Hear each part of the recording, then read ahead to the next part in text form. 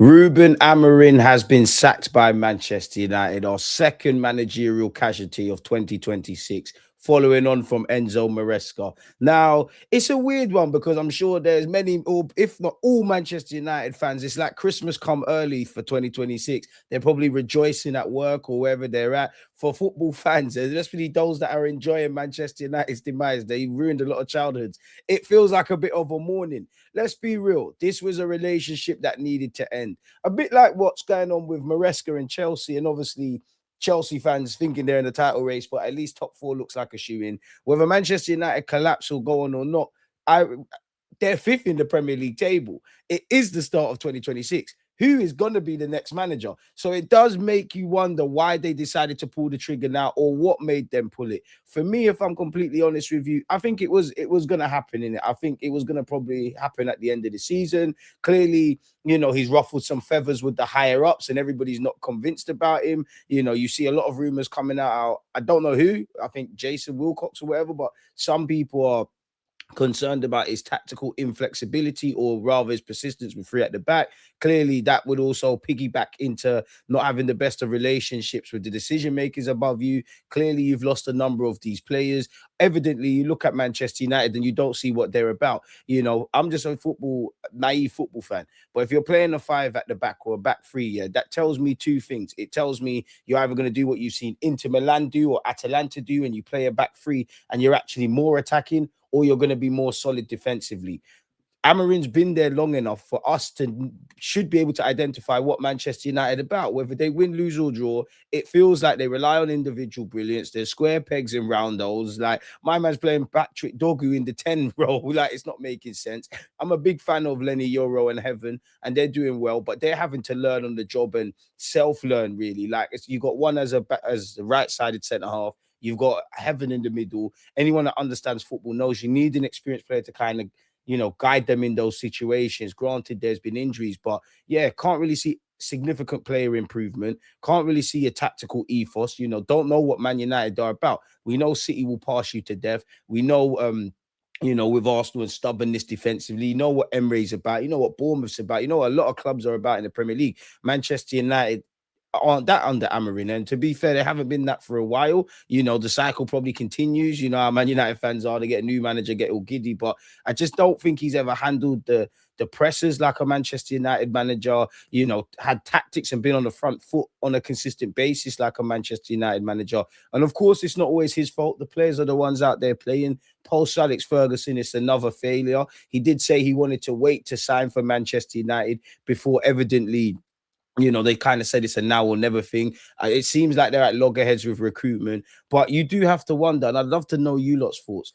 Why did they pull the trigger now? Because I do think it's different, but surely there's parallels between the Chelsea things in that this was rumbling for a while. Something's kicked it off, and it did feel a bit, to us football fans, in hindsight's a wonderful thing, but to us football fans, his press conference seemed a bit bewildering and a bit over the top after Manchester United's draw with Leeds. Big up Leeds, big up Ellen Road, big up Chapeltown, big up Dutchport. If you know what shop that is, you know what it is, people. It did feel a bit bewildering when he's like, I'm the manager, I'm not a head coach, I'm the manager. Like, he's going mad, Kobe Maino's probably excited. Bruno Fernandes is probably crying. It's dark, really and truly, man. And he's been in there 14 months. The good news is he probably gets a decent pay packet. I would love to know when they told him it's over. Did they tell him almost after his press conference? Did he know it in hindsight this was going to happen? I want to know who is going to be the manager, because they're going to get linked with Glasnier.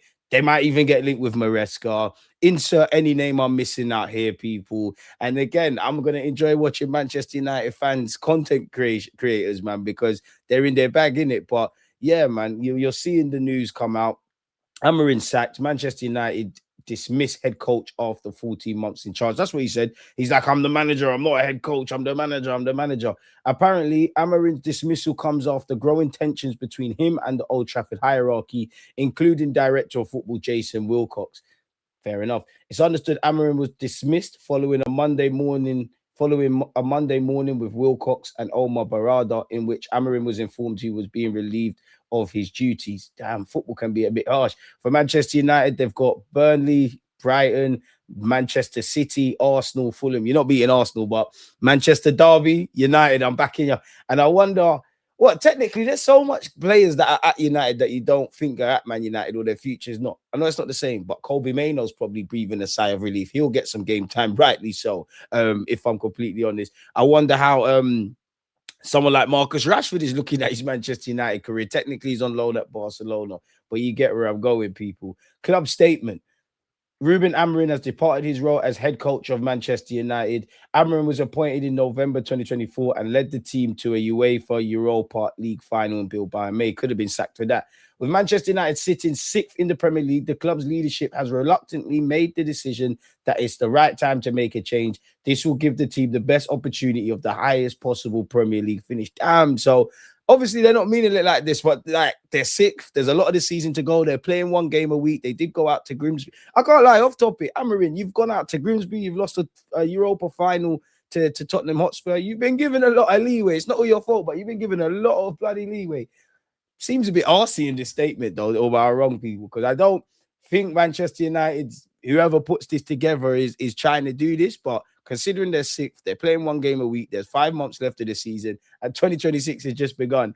I would feel a bit of way if I was Amorim and it said, this will give the team the best opportunity of the highest possible Premier League finish. The club would like to thank Ruben for his contributions to the club and wishes him well for the future. Darren Fletcher will take charge of the team against Burnley on Wednesday. And I mean, his two sons could be on the bench, innit? So I mean, it wasn't it wasn't needed, did it? For United, they need a manager who's got courage. Amorim, I'm not being disrespectful to you when I say lack courage. There's actually nothing wrong with playing a back three or a back four. But I do think when you manage a big club, you need to be a bit proactive. You need to be stubborn, but also be flexible in your demands. The way you speak, the way you manage, the way your man management is, the way you navigate relationships with those above you, the player management, how you handle the press. I don't think it's ever given the vibes that Man United is the right fit for him. And I think it goes for the players and managers in that. Obviously, everyone knows Man United's a big club and all of that, but there's sometimes it's just the shirt and the positions that they can put you in, it gets heavy. Now, I don't know where Man United are going to go from this. Are they going to get a household name? Are they going to get a lesser known talent with the scope to grow into that role, similar to what Arsenal had with Mikel Arteta? I don't know where they're going, but I do think they need to be aligned on the same page. Again, as a neutral, hasn't always felt that Manchester United's recruitment has they've all sung from the same hymn sheet. I think that's what Manchester United need to do, regardless of where they're going from here. But boy, our second managerial sack of 2026. Who do we think is next, people? My money's on Nuno Espirito Santo of West Ham. Probably won't get too much back from the bookies, but what a way to start Monday, man. Bloody hell, mate.